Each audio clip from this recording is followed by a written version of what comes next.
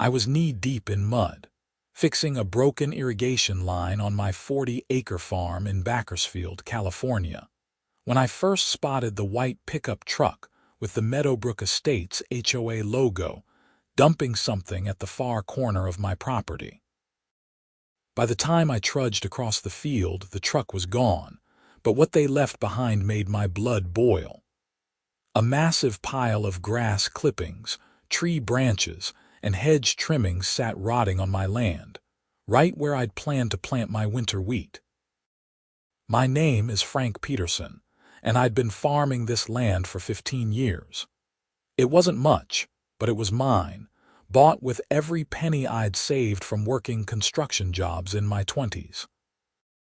The property sat adjacent to Meadowbrook Estates, one of those cookie-cutter housing developments that had sprouted up 5 years ago, transforming what used to be open farmland into rows of identical beige houses with manicured lawns and strict rules about everything from fence heights to mailbox colors.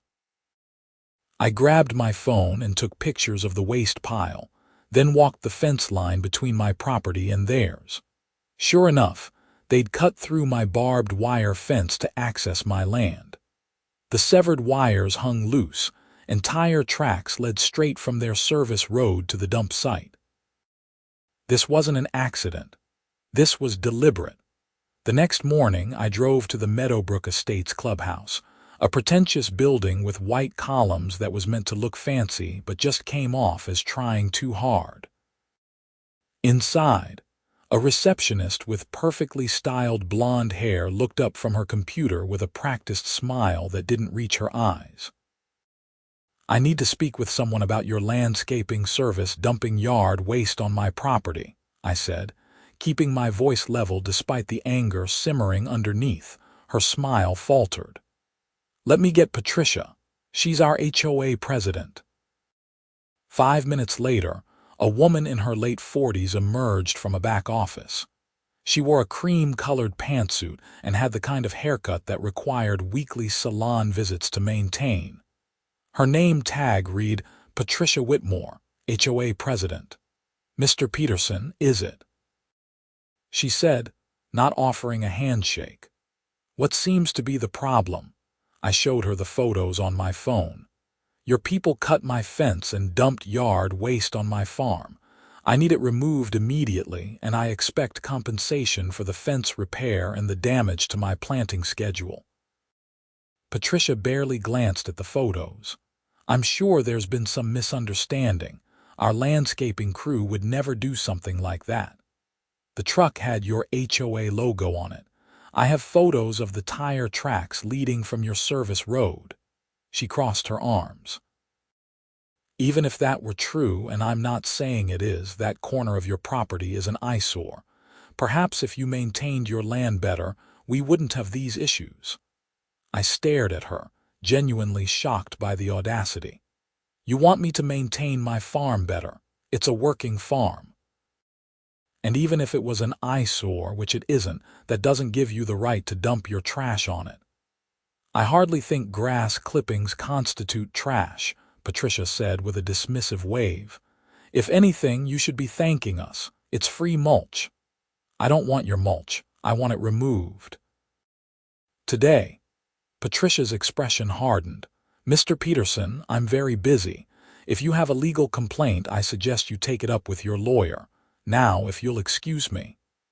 She turned and walked back to her office, leaving me standing in the clubhouse lobby with my mouth hanging open. The receptionist wouldn't meet my eyes. I drove home fuming.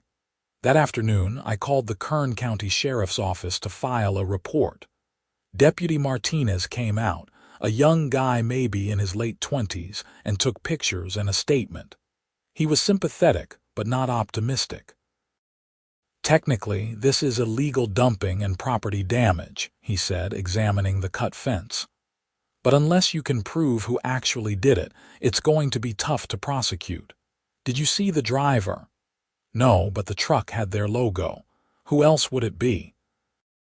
"They'll just say someone stole their truck or used an old vehicle they sold. Without a witness or clear video footage, it's your word against theirs." He handed me a case number. "File a claim with your insurance for the fence, and maybe consider installing some cameras out here." After he left, I spent the rest of the day repairing the fence and fuming. The pile of yard waste sat there like a monument to the HOA's arrogance, slowly decomposing in the California sun. I had 2 weeks before I needed to plant, so I decided to give Patricia one more chance to do the right thing. I called the clubhouse the next day and left 3 messages. None were returned. I sent a certified letter demanding removal of the waste and compensation for damages. The letter was signed for, but I received no response. Then, a week later, it happened again. I was working on my tractor near the barn when I heard a truck. I ran toward the sound, but by the time I got close enough to see anything, a white pickup was speeding away down the service road. Another massive pile of yard waste now sat 20 feet from the first one. This time, I'd installed a trail camera pointed at that section of fence. When I checked the footage, there it was in crystal clear video.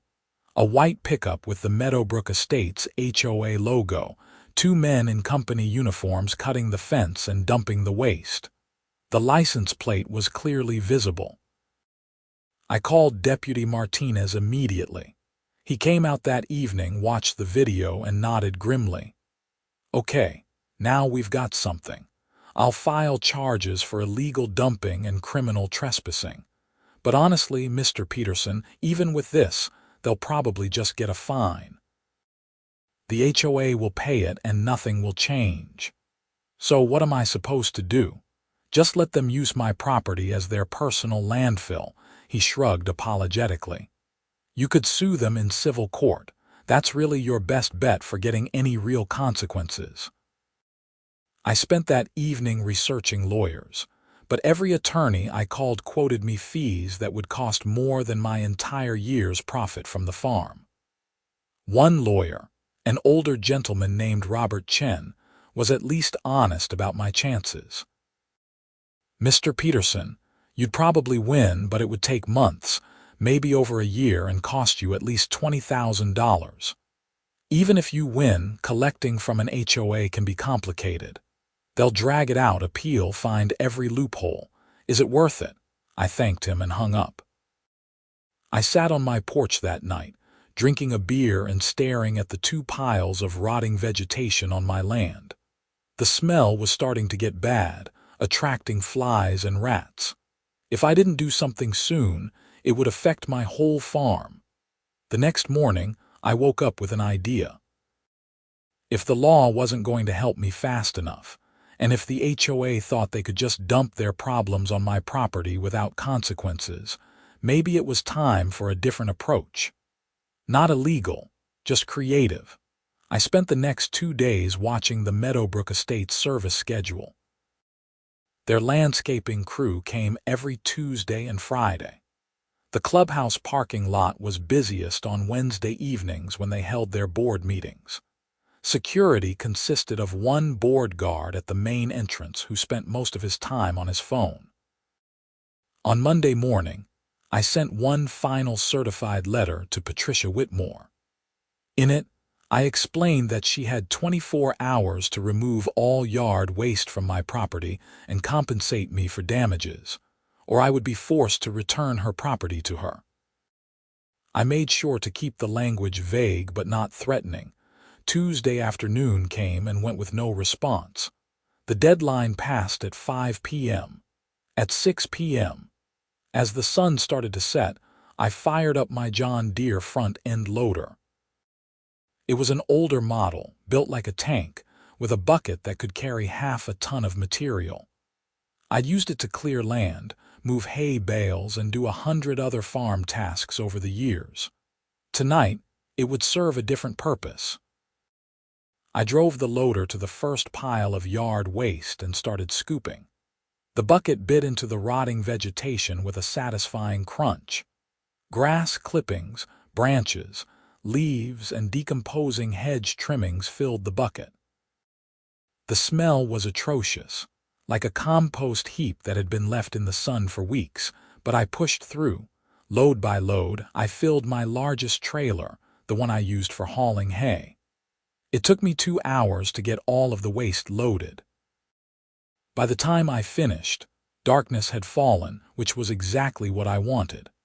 I hitched the trailer to my pickup truck, then climbed back into the loader. The service road that connected my property to Meadowbrook Estates wasn't technically private. It was a county easement that had existed long before the housing development, used by farmers to access the back sections of their land. The HOA had tried to get it closed multiple times, but the county refused because it was the only access point for 3 other properties besides mine. I drove the loader slowly down the service road, the trailer behind my pickup following. The guard at the main entrance couldn't see the back service road from his post, which I'd confirmed during my reconnaissance. The clubhouse sat at the center of the development, its parking lot empty except for a few cars belonging to maintenance staff working late. The clubhouse had a circular driveway in front, designed for residents to pull up in their luxury cars. I positioned the loader at the edge of the parking lot and started dumping. Scoop by scoop, I unloaded the entire contents of the trailer right in front of the clubhouse entrance. The pile grew higher and wider, spreading across the pristine concrete. When the trailer was empty, I went back to my farm and loaded the second pile. This took another hour, but I was committed now. By the time I returned to the clubhouse, it was nearly midnight. I added the second load to the first, creating a mountain of rotting yard waste that completely blocked the front entrance to the clubhouse. The smell was overwhelming, even in the cool night air. I positioned the loader one last time and raised the bucket, letting the last scoop of waste cascade down the pile like an avalanche. Then, I did something I'd been planning since I first had this idea. I climbed out of the loader, walked to the front of the pile, and planted a handmade sign I'd created that afternoon. The sign read, "Property of Meadowbrook Estates HOA. Please keep your waste on your own property. Sincerely, Frank Peterson." I took several photos with my phone, making sure to capture the sign, the pile, and the clubhouse entrance. Then I drove home, parked the loader in my barn, and went to bed. For the first time in 2 weeks, I slept soundly. My phone started ringing at 6:30 the next morning. I ignored it. By 7, I had 15 missed calls and a dozen text messages. By 8, someone was pounding on my front door. I took my time getting dressed, made myself a pot of coffee, and finally answered the door at 8:30. Deputy Martinez stood on my porch, looking tired and more than a little annoyed. "Mr. Peterson, we need to talk." "Morning, Deputy. Coffee?" "No, thank you. Did you dump a pile of yard waste in front of the Meadowbrook Estates clubhouse last night?" "I returned their property to them, yes." "They dumped it on my land twice. I asked them repeatedly to remove it. I even gave them a 24-hour written notice. They refused, so I returned it." Martinez rubbed his face. "Mr. Peterson, I understand your frustration, but you can't just dump waste on someone else's property. That's illegal dumping. It wasn't waste, it was their property. They dumped it on my land first. I have video evidence, remember? All I did was return what belonged to them." "That's not how the law works." "Really?" "Because when I called you about them dumping on my property twice, nothing happened except a case number. But when I return their own waste to them, you're at my door before breakfast." Martinez sighed. "The HOA president, Patricia Whitmore, wants to press charges. She's claiming you illegally dumped waste, trespassed, and vandalized their property." "I used a public easement road. I didn't damage anything, and again, it was their waste. I even left a sign explaining that. Did she mention that? She says you created a public nuisance and a health hazard." I laughed, actually laughed. "That's rich. The health hazard started when they dumped rotting vegetation on my farm. It was attracting rats and flies. All I did was relocate it to its rightful owner. Martinez pulled out his notepad. Mr. Peterson, I need to know exactly what you did last night. Walk me through it. I did, explaining everything in detail. I showed him the certified letter I'd sent, the tracking information showing it had been delivered and signed for, and the photos I'd taken of the returned waste pile. Martinez took notes, his expression growing more thoughtful as I talked. Okay, he said finally. Here's the situation. Technically, what you did could be considered illegal dumping. However, given the documented history of them dumping on your property first, your multiple attempts to resolve it legally, and the fact that you gave written notice of your intent to return their property, a prosecutor might not want to touch this case. It's messy. So what happens now? I'll file a report. The HOA will probably push for charges, but I'm going to recommend to the DA that this be treated as a civil property dispute rather than a criminal matter. In the meantime, I strongly suggest you don't do anything like this again.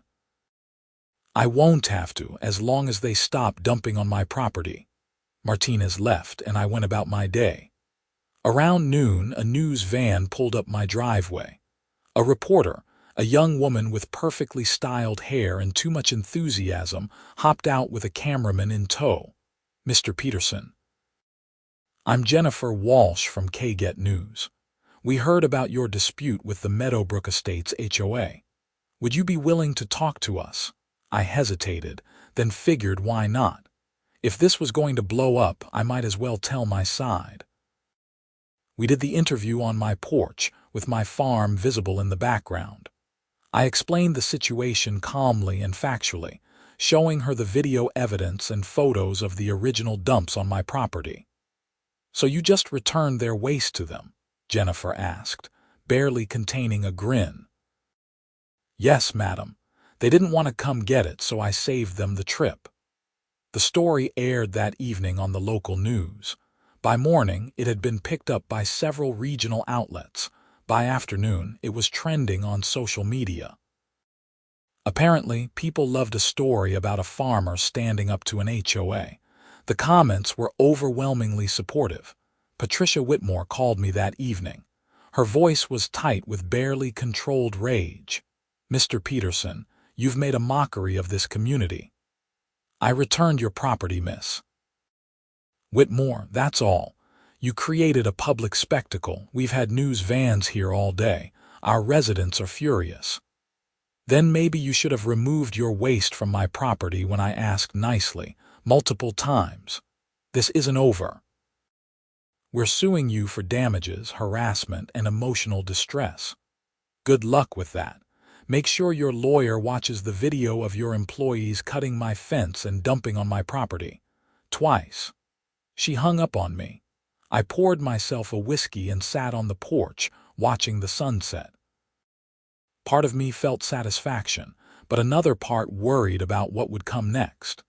HOAs were notorious for their persistence and deep pockets. The next day, I received a letter from a law firm representing Meadowbrook Estates HOA. They were indeed suing me for $50,000 in damages.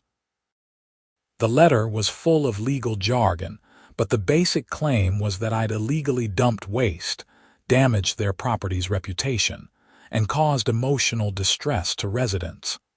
I called Robert Chen, the honest lawyer from before. He agreed to review the case. Mr. Peterson, this is actually good news for you, he said after reading through everything.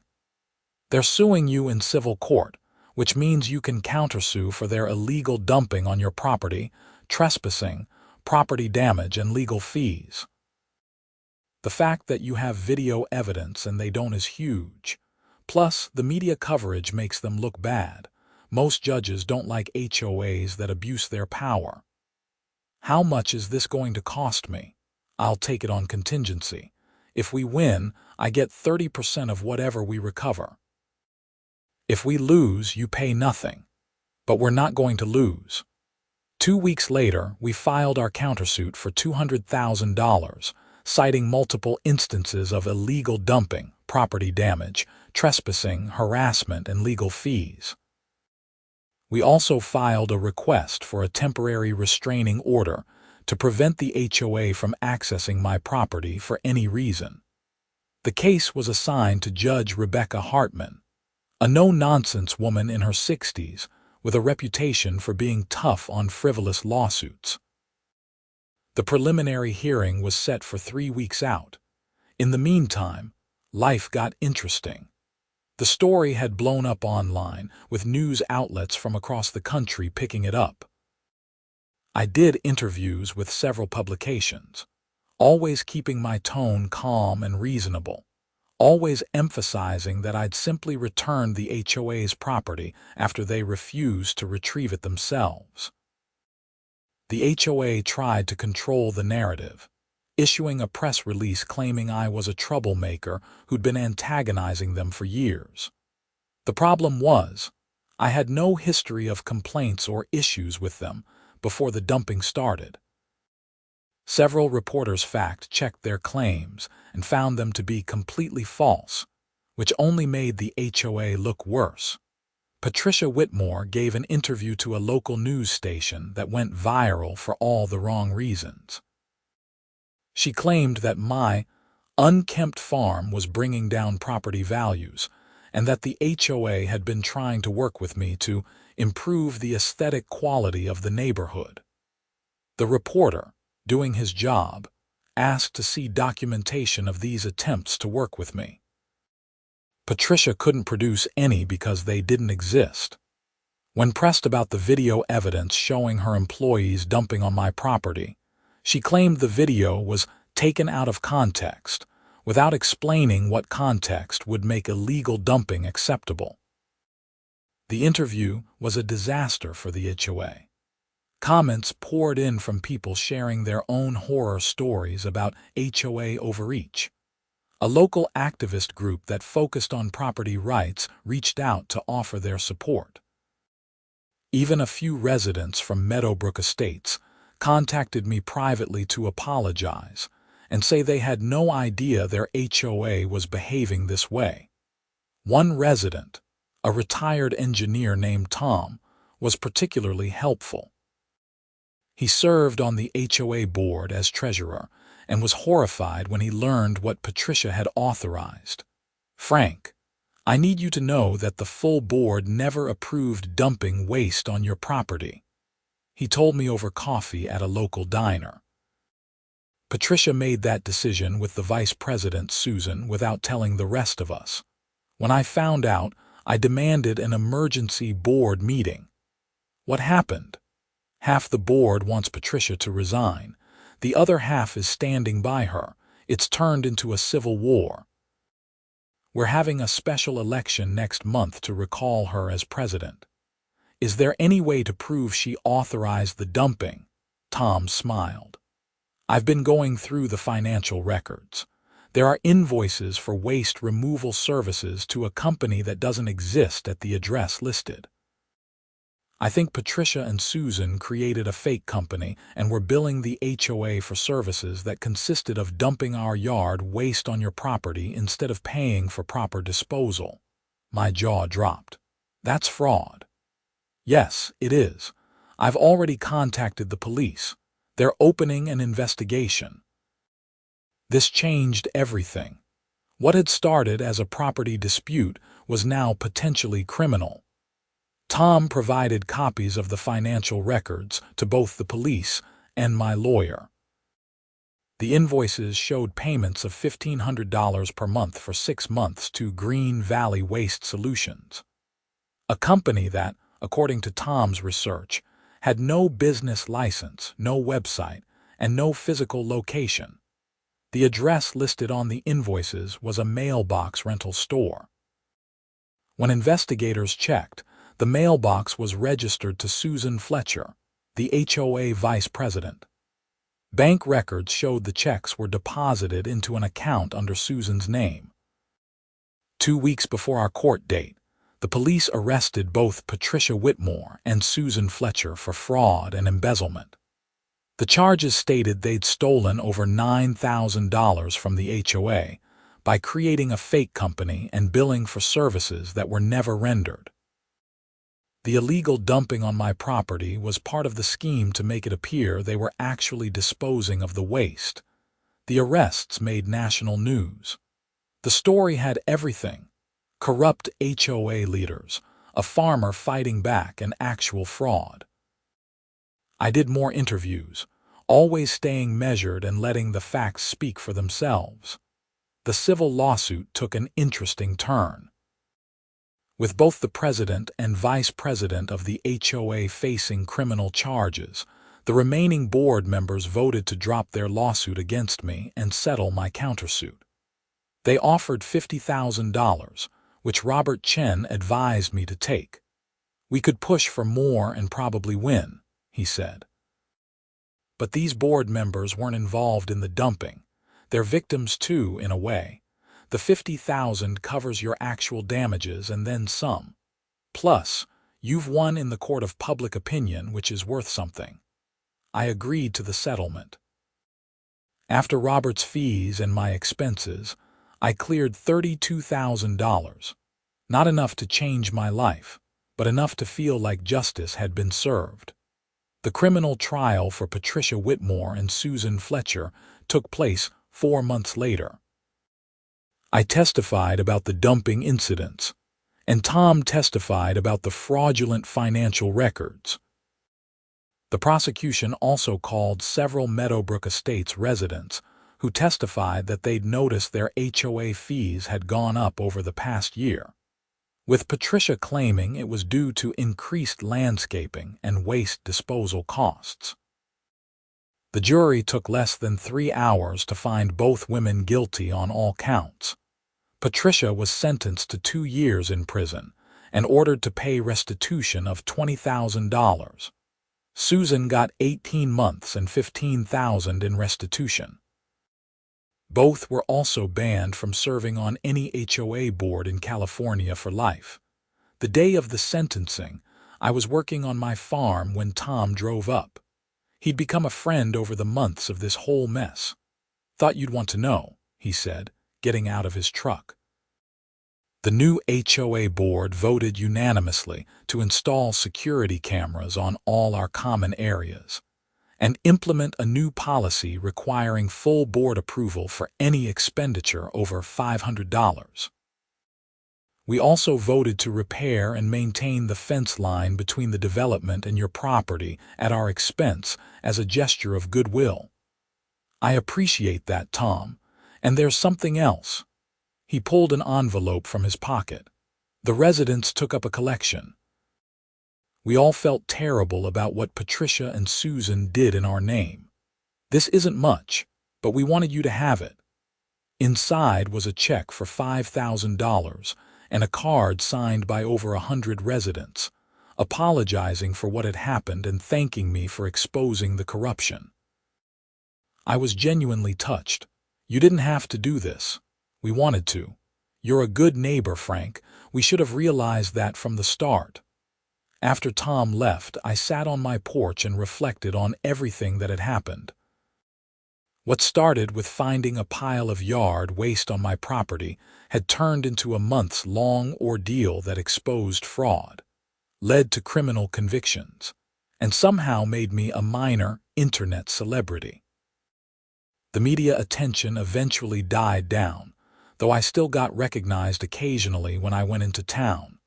Someone even made T-shirts that said, "Don't mess with farmers," with a cartoon tractor on them. I never wore one, but I appreciated the sentiment. The new HOA board was true to their word. They installed a proper fence between our properties, maintained it regularly, and never once dumped anything on my land. In fact, they hired a legitimate waste disposal company and actually paid for proper service. Patricia Whitmore served 16 months before being released on parole. I heard she moved to Arizona and got a job in retail. Susan Fletcher served her full sentence and then moved out of state.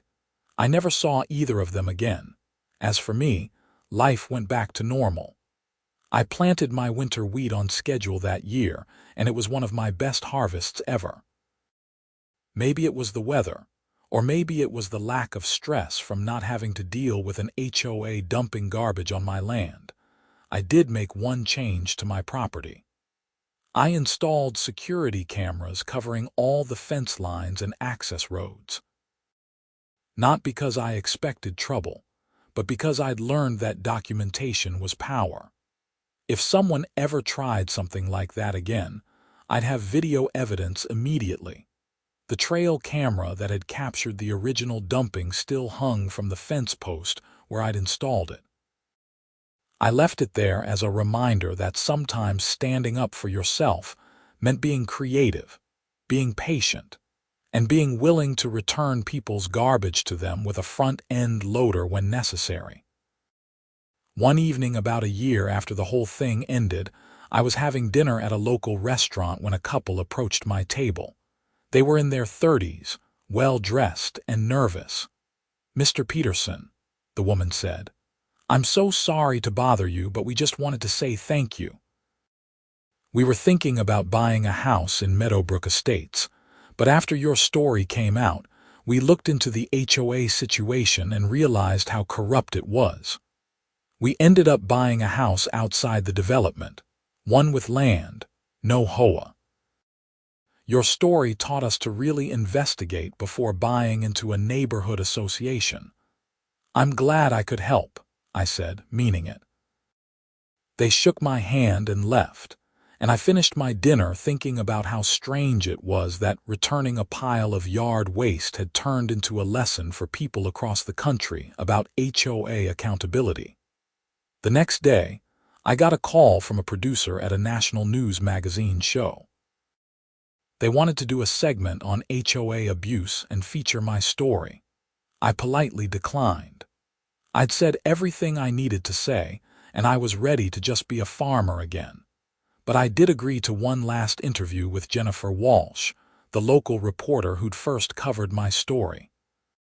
She'd followed the case from beginning to end, and I felt like she deserved the opportunity to close it out properly. We did the interview on my farm, with the fields green and healthy in the background. She asked me what I'd learned from the whole experience. "I learned that documentation is everything," I said. "And that sometimes the system works, but you have to push it. If I hadn't installed that trail camera, if I hadn't kept copies of every letter and every attempt to resolve things peacefully, it would have been my word against theirs." I also learned that sometimes you have to get creative. Returning their waste to them with my loader wasn't the conventional approach, but it got their attention and the public's attention in a way that filing reports alone never would have. "You regret the way you handled it?" I thought about that for a moment. No, I tried doing things the right way first. I called the police, I sent certified letters, I documented everything. When none of that worked, I found a different solution that didn't break any laws but made my point crystal clear. Would I recommend other people dump yard waste in front of their HOA clubhouse? No, but I'd recommend they stand up for themselves and not let organizations with more money and power push them around. What would you say to Patricia Whitmore if you saw her today? I'd say I hope she learned something. Power, even small power like running an HOA, comes with responsibility. When you abuse that power, there are consequences. Maybe not immediately, but eventually. The interview aired that week and was the final major media coverage of the story. After that, things really did go back to normal. I farmed my land, fixed my equipment, and lived my life. The fence between my property and Meadowbrook Estates stayed intact. No one dumped anything on my land. The HOA learned to stay in their lane, and I stayed in mine. Tom became a regular visitor. We'd have coffee on my porch and talk about crops, weather, and occasionally the chaos of that year. He'd been elected HOA president after Patricia was arrested and had worked hard to restore integrity to the organization. Under his leadership, the HOA actually functioned the way it was supposed to, maintaining common areas and enforcing reasonable rules without harassing residents or neighboring properties. "You know what's funny?" Tom said one afternoon as we watched clouds roll in from the west. "Before all this happened, most of our residents never paid attention to what the HOA board was doing. Now we have full attendance at every meeting. People actually read the financial reports. We have more candidates for board positions than we have positions available." Patricia's corruption ended up making our community stronger because people realized they needed to be involved. "Silver lining," I said. "Exactly. And property values actually went up after we cleaned house." Turns out people would rather live in a community with a scandal in its past and transparency in its present than one that looks perfect but might be hiding problems. That made sense to me. Honesty and accountability mattered more than appearances, something Patricia Whitmore had never understood. As the months turned into years, my story became one of those internet legends that people referenced when talking about HOA problems. I'd occasionally get emails from people facing similar situations, asking for advice. I always told them the same thing. Document everything. Try to resolve things peacefully first, but don't be afraid to stand up for yourself if the organization refuses to do the right thing. Some people sent me photos of their own creative solutions to HOA problems. One guy had an HOA that kept fining him for parking his work truck in his driveway. He researched the law, found out the HOA rule violated state statutes protecting commercial vehicles, and showed up to their board meeting with a lawyer and a copy of the state code. The HOA backed down and changed their rules. Another woman had an HOA that demanded she remove her vegetable garden because it wasn't aesthetically pleasing. She organized the neighborhood gardeners, got a petition signed by 60% of residents supporting gardens, and forced a vote that overturned the rule. Now, her development has a community garden program that won a state award. These stories reminded me that what happened to me wasn't unique. HOAs across the country were abusing their power in small and large ways. But they also reminded me that people were fighting back, standing up for their rights, and winning. 3 years after the incident, I was at a farming conference in Fresno when I ran into an old friend from agricultural college. We grabbed dinner and caught up on life. Eventually, he brought up the HOA story. "Man, I remember watching that on the news and thinking, good for Frank," he said. "You know how many farmers deal with suburban developments encroaching on their land and then complaining about the smell of manure or the noise of tractors at dawn? You stood up for all of us." "I just stood up for myself," I said, "but if it helped others, that's good." It did. There's actually been talk in the state legislature about passing laws to protect agricultural land from HOA harassment. Your case got cited in committee hearings. That genuinely surprised me. I'd never thought about my small act of rebellion having larger policy implications, but it made sense. If enough people saw that fighting back was possible, maybe things could change at a systemic level. The years continued to pass. My farm thrived. I added new crops, invested in better irrigation systems, and even hired a part-time helper during harvest seasons. The money from the settlement had given me a cushion to make improvements I'd been putting off for years. Meadowbrook Estates continued to exist next door, but we coexisted peacefully. Sometimes kids from the development would stop by during field trips to learn about farming. I'd show them the crops, let them sit on the tractor and explain where their food came from. It was nice, building bridges instead of fighting wars. Tom retired from the HOA board eventually, satisfied that he'd helped restore integrity to the organization.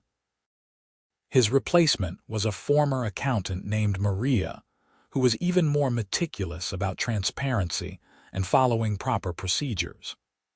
Under her leadership, Meadowbrook Estates published quarterly financial reports online for all residents to see and held open forums where anyone could raise concerns. One spring morning, about 5 years after the whole thing started, I was planting corn when I noticed a car pull up to the edge of my property. A woman got out, looked around nervously, then walked toward me. For a moment my guard went up, old instincts from the HOA battle kicking in. But as she got closer, I realized she was young, maybe mid-20s, and she had a camera around her neck. "Mr. Peterson," she called out, "I'm sorry to bother you. My name is Amanda. I'm a journalism student at Fresno State. I'm doing my thesis on citizen activism and HOA accountability. Would you be willing to talk to me about what happened with Meadowbrook Estates?" I climbed down from the tractor. "Sure, but I've told this story a lot of times. Not sure what I can add that hasn't been said." "I'm not just interested in what happened," Amanda explained. "I'm interested in the long-term effects. How cases like yours have influenced HOA behavior, resident awareness, and even legislation. You're kind of a case study." We talked for over an hour. I told her the whole story again, but she asked different questions than previous interviewers. She wanted to know about the emotional toll, the financial stress, the decision-making process behind my choice to return the waste with my loader. She asked about Tom and the residents who'd supported me, about the new HOA policies, about whether I thought real change had happened, or if it was just surface level. "Real change," I said after thinking about it. "At least in this community. I can't speak for every HOA in America, but here, people learn to pay attention and board members learn they're accountable. That's real." Amanda thanked me and left. 6 months later, she sent me a copy of her completed thesis. It was 150 pages, analyzing how public attention and citizen action could reform HOA governance. My case was featured prominently, along with dozens of others from across the country. Her conclusion was optimistic. When people stood up to HOA abuse and when communities demanded transparency, change was possible. I only read parts of it, honestly. Academic writing wasn't my style. But I appreciated that someone had taken the time to analyze what had felt in the moment like just a farmer trying to protect his land. Life continued its steady rhythm. Planting seasons came and went. Harvests were good some years, challenging others. The fence between my property and Meadowbrook Estates stayed intact, maintained by their HOA as promised. I never found another pile of yard waste on my land. Sometimes when I was out working in the fields near that fence line, I'd look over at the neat rows of houses, the manicured lawns, the community playground and pool. It was a different world from mine, but we'd learned to respect each other's boundaries. That was enough. The loader that I'd used to return the yard waste eventually needed major repairs. It had been running hard for 20 years, and age was catching up with it. I could have replaced it with something newer, more efficient. But I fixed it instead, replaced the worn parts, gave it new life. It had earned its place on my farm.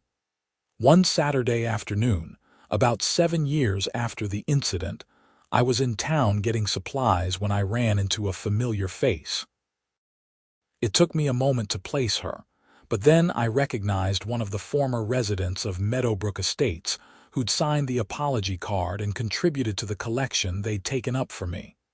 "Mr. Peterson," she said warmly. "I don't know if you remember me. I'm Helen.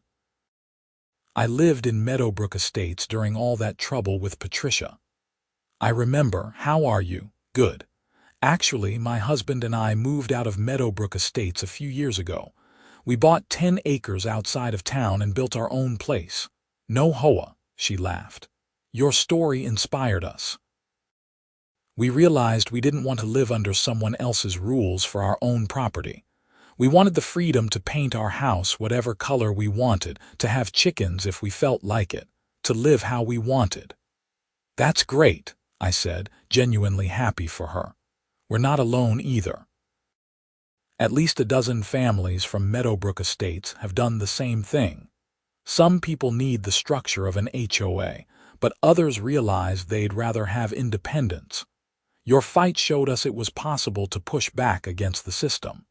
We talked for a few more minutes, then parted ways. As I drove home, I thought about what she'd said.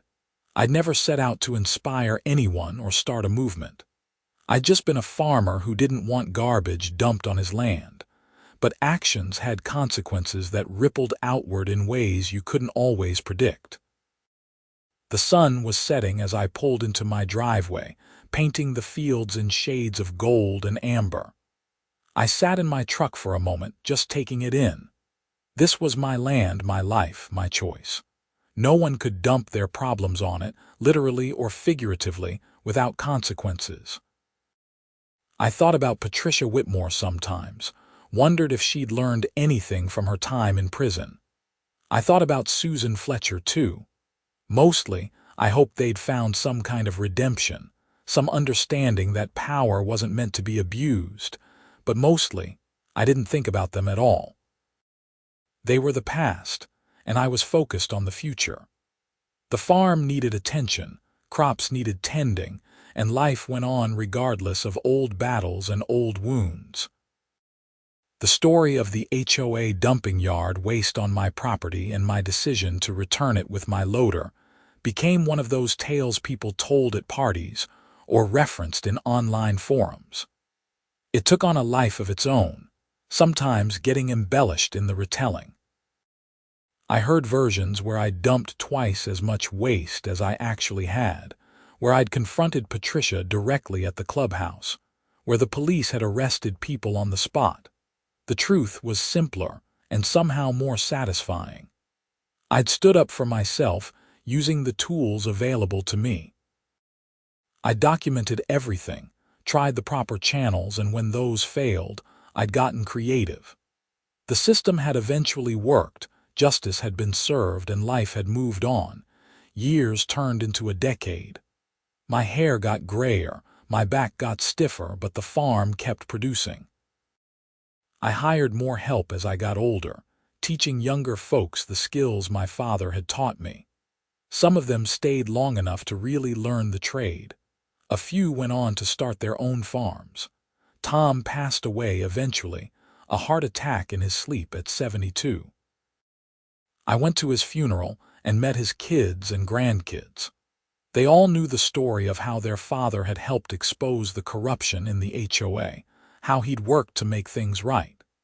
He'd lived long enough to see Meadowbrook Estates become a model for good HOA governance, and that had mattered to him.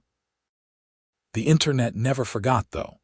Every few months, my story would resurface on social media, usually with a headline like "Farmer Gets Ultimate Revenge on HOA" or "This Man's Response to HOA Harassment Will Make You Cheer." The details were often wrong, but the spirit was right. I did one final interview on the 10th anniversary of the incident. Jennifer Walsh, now working for a national network, came back to do a "Where Are They Now" piece. We walked my property as I explained what had changed and what had stayed the same. "You ever regret how you handled it?" She asked the same question she'd asked a decade earlier. "No," I said, the same answer I'd given then. I tried doing things the right way first. When that didn't work, I found a different way that made my point without breaking the law. I'd do it again. What do you want people to take away from your story? I thought about that as we stood at the fence line between my property and Meadowbrook Estates. The fence was still well maintained, a symbol of the boundaries and respect that had been established after so much conflict. I want people to know that standing up for yourself is worth it, I said finally. It's not always easy, It might cost you time and money and peace of mind, but letting yourself be pushed around costs even more. Document everything. Try to resolve things peacefully, but don't be afraid to fight back when necessary. And remember that creativity is just as powerful as money or position, sometimes more so. The interview aired and got good ratings. My story introduced me to a new generation who'd never heard it before. I got emails and letters from people thanking me, sharing their own stories, asking for advice. I answered what I could, always with the same basic message. Know your rights, document everything, and don't let fear stop you from standing up for yourself. As I moved into my 60s, I started thinking about the future of the farm. I had no kids, no obvious heir. I thought about selling it, but the idea of my 40 acres turning into another Meadowbrook Estates made me sick. Instead, I worked with a lawyer to set up a trust that would preserve the land as working farmland after my death, leasing it to young farmers who couldn't afford to buy their own property. It felt right, giving others the opportunity I'd had. The farm had given me a good life, and it would continue to serve that purpose long after I was gone. One evening, as I sat on my porch watching another California sunset, I thought about everything that had happened. A pile of yard waste dumped on my property had turned into a years-long saga that exposed corruption, led to criminal convictions, inspired legislation, and somehow became a symbol for standing up to HOA abuse. All because I'd refused to let someone else's problems become mine. All because I'd had the audacity to return their garbage with a front-end loader and a handmade sign. I smiled at the memory. The loader sat in the barn, still running strong after all these years. I'd never sell it. It had earned its place in the history of this farm, a reminder that sometimes the simplest solutions were the most effective. The sun dipped below the horizon, painting the sky in shades of purple and pink. Another day done, another season ahead.